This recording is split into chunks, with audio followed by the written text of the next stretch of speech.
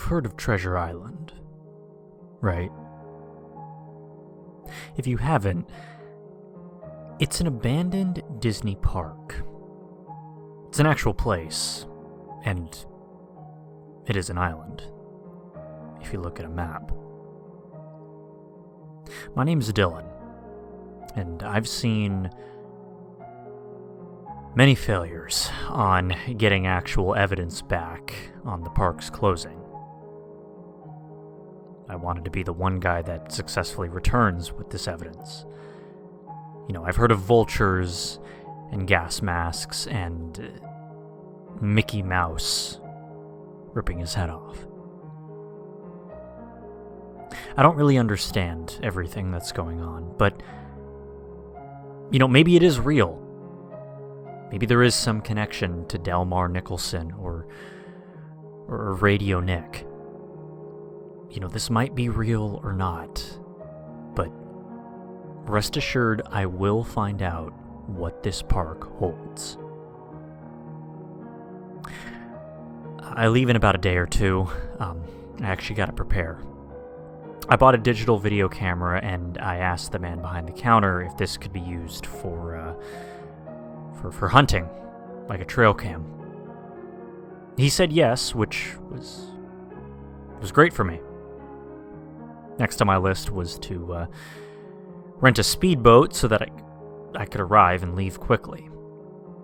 There was actually a docking area, to my surprise, to dock and park the boat, and I took my backpack of supplies.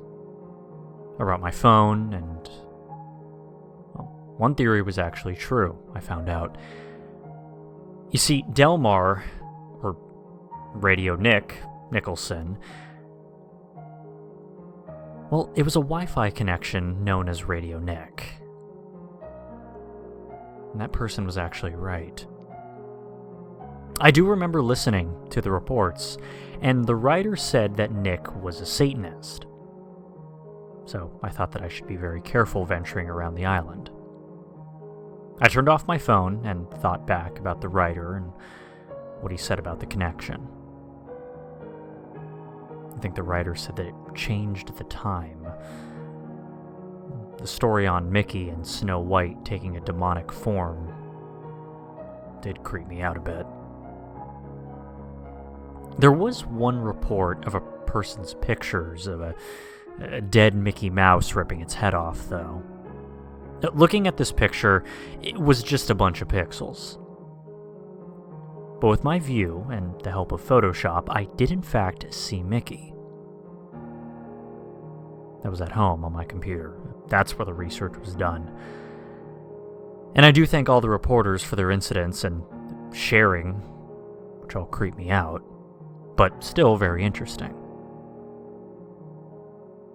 I was roaming around, and whilst doing so, I managed to stumble across numerous buildings.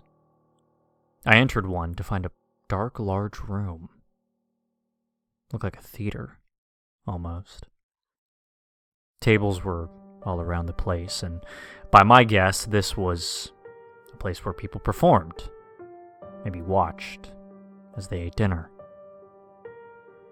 I saw a curtain being pushed on by something on the other side. I ran to my speedboat and left home. I awoke to another day of venturing off to the island. However, as I got to the island, I wondered what was behind that curtain. I mean, I didn't really care, though I did get scared very easily. I thought to myself, because it was daytime, if anything creepy would occur. I told myself that no matter sleet, snow, rain, or thunderstorms, that I would find this answer. I saw the building that I ran from last night, took my video camera, and started to record. I went to the curtains and passed through them, hoping to not cause any ruckus.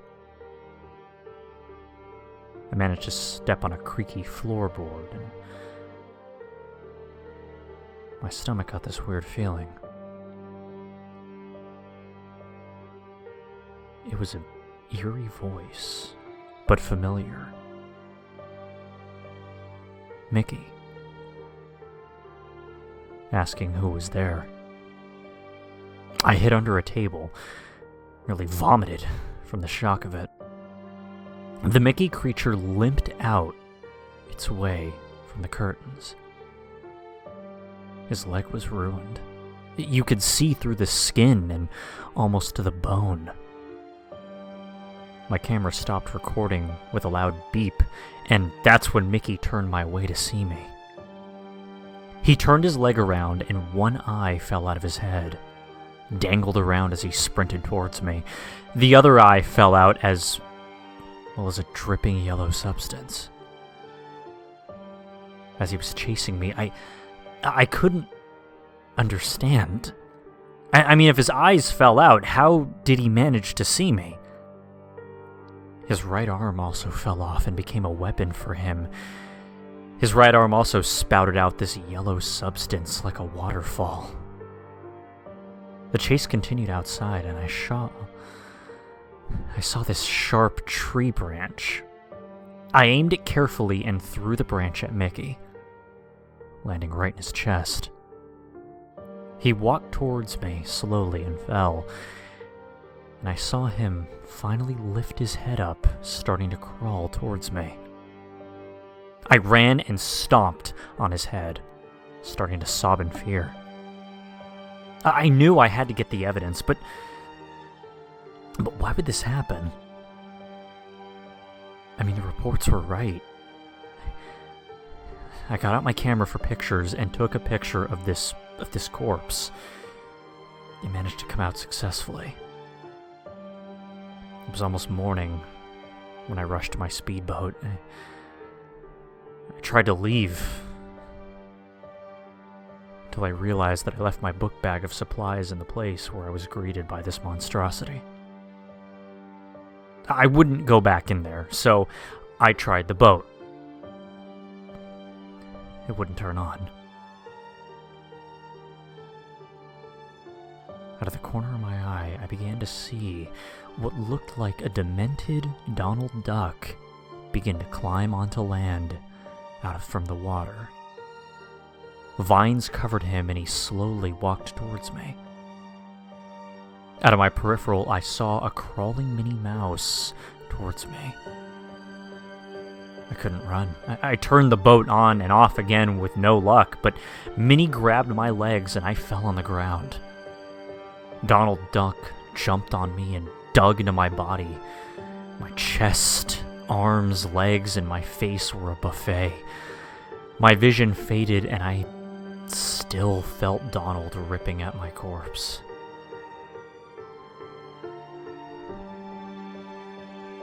The history on this island is indeed real.